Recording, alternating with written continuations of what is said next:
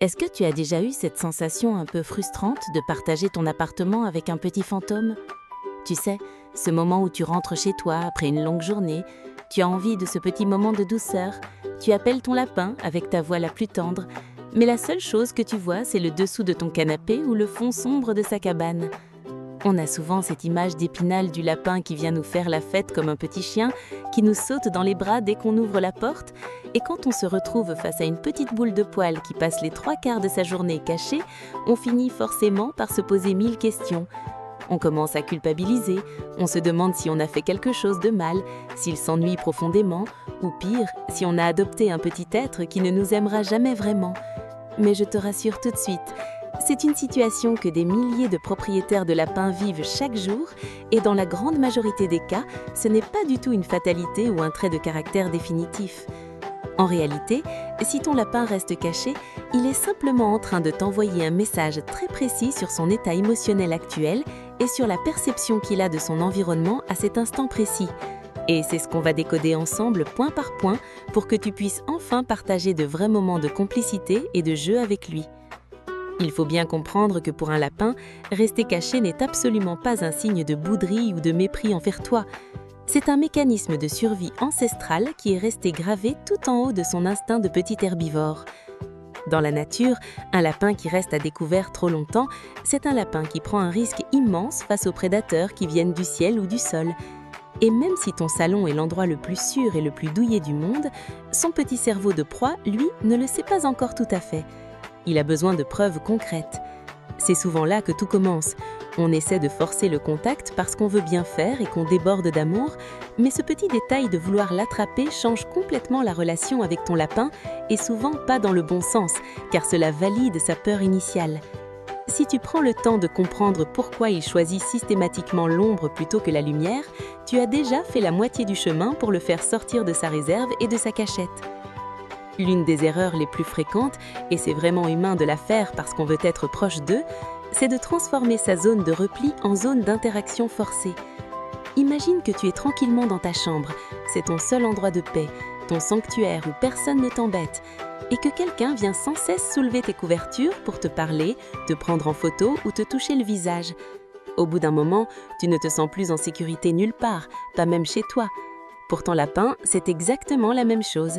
Si dès qu'il se cache, tu passes la main sous le meuble pour le caresser ou pire pour le déloger, tu casses brutalement son sentiment de sécurité intérieure. Et la plupart des gens ne s'en rendent même pas compte, mais c'est ce qui pousse le lapin à rester caché encore plus longtemps. Il se dit simplement que sa cachette n'est pas assez efficace pour être tranquille et il finit par s'isoler davantage, cherchant des endroits encore plus inaccessibles pour toi. Une autre raison très courante et technique, c'est la nature même du sol de ta maison. Ça peut paraître étrange au premier abord, mais regarde bien chez toi avec ses yeux à lui. Est-ce que tu as beaucoup de carrelage lisse ou de parquet vitrifié? Pour nous, c'est joli, moderne et facile à nettoyer. Mais pour un lapin qui n'a pas de coussinet sous les pattes mais seulement des poils, c'est comme marcher sur une patinoire géante et instable. S'il sent que ses pattes glissent dès qu'il essaie de faire un mouvement un peu rapide ou un saut, il va rester figé sur ses tapis ou dans les coins sombres où il se sent physiquement stable et en contrôle de ses mouvements. Ton lapin essaie en réalité de te dire qu'il a peur de tomber, de se blesser ou de ne pas pouvoir fuir efficacement si un bruit le surprend. C'est un facteur de stress invisible et permanent qui bloque complètement sa curiosité naturelle et son envie d'explorer les pièces de vie. Il y a aussi la question fondamentale de la lumière et du bruit ambiant. On oublie souvent que la vision du lapin est parfaitement adaptée à la pénombre, c'est-à-dire à l'aube et au crépuscule, les moments où ils sont les plus actifs. Si ton salon est baigné d'une lumière très crue, très blanche, ou si la télévision est forte avec des basses qui font vibrer le sol toute la journée, son réflexe naturel va être de chercher un coin sombre et calme pour reposer ses yeux ultra sensibles qui captent des fréquences que nous n'entendons même pas. Parfois, on pense avec tristesse qu'il nous évite, alors qu'il cherche juste un peu de confort sensoriel de base. Et c'est souvent ce petit détail qui change tout. Tamiser un peu les lumières en fin de journée ou baisser le volume sonore peut suffire à le voir pointer le bout de son nez beaucoup plus souvent pour venir voir ce que tu fais. Alors, comment on fait concrètement pour changer cette dynamique sans le brusquer ni le traumatiser? La première chose à tester, et c'est une méthode presque magique pour la relation humain-lapin, c'est la technique de l'ignorer pour mieux l'attirer. C'est très intuitif quand on aime son animal, je le sais bien, mais demain, essaie ceci. Installe-toi par terre, bien à plat sur le sol, dans la même pièce que lui, mais ne le regarde surtout pas. Prends un livre, ton téléphone ou fais tes mots croisés tranquillement. Ne l'appelle pas, ne cherche pas son regard et ne lui tends pas de friandises au tout début. Le but ultime est de devenir un élément neutre et prévisible et rassurant de son décor quotidien. À force de te voir au sol, à sa hauteur, sans que tu sois une menace qui cherche à te saisir ou à te dominer par la taille, sa curiosité naturelle de lapin va forcément prendre le dessus. C'est là que les lapins réagissent souvent tous de la même manière. Ils finissent par sortir doucement la tête de la cachette, puis une patte, puis ils viennent faire le tour de toi, te renifler le coude ou le bas du dos. C'est le signe magnifique qu'il commence enfin à te faire confiance et qu'il intègre dans son cercle de sécurité. Pendant que tu travailles sur ton attitude, vérifie aussi son environnement immédiat et la configuration de tes meubles. Est-ce qu'il a ce qu'on appelle des tunnels de passage ? Un lapin se sentira beaucoup plus courageux et audacieux pour traverser une grande pièce vide s'il sait qu'il y a une petite boîte en carton ouverte des deux côtés ou un tunnel en osier au milieu du chemin pour faire une pause à l'abri. C'est comme s'il avait des points de sauvegarde stratégiques dans un jeu vidéo.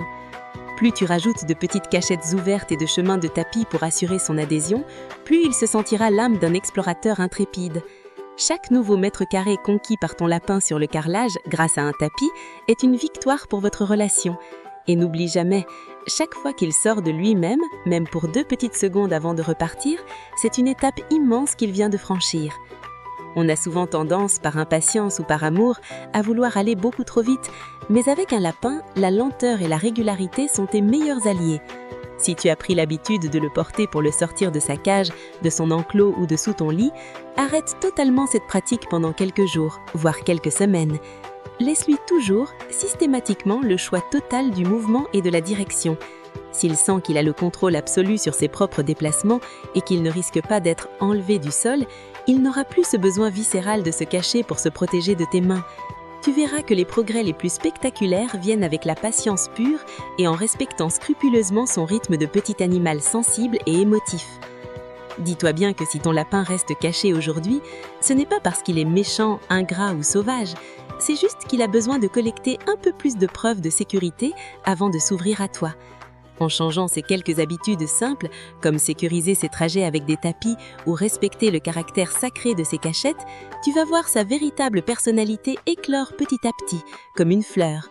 Parfois, il suffit d'un tout petit déclic dans son mode de pensée pour qu'il passe du statut de fantôme invisible à celui de compagnon de canapé qui vient te réclamer des caresses dès que tu t'assieds. Prends vraiment le temps de l'observer sans intervenir. Apprends à lire ses petits mouvements d'oreilles qui captent les sons depuis sa cachette. Et surtout, ne perds jamais espoir. Chaque lapin a son propre caractère, son propre passé et sa propre sensibilité. Certains sont des aventuriers nés dès le premier jour et d'autres sont de grands timides qui ont besoin de semaines pour se rassurer.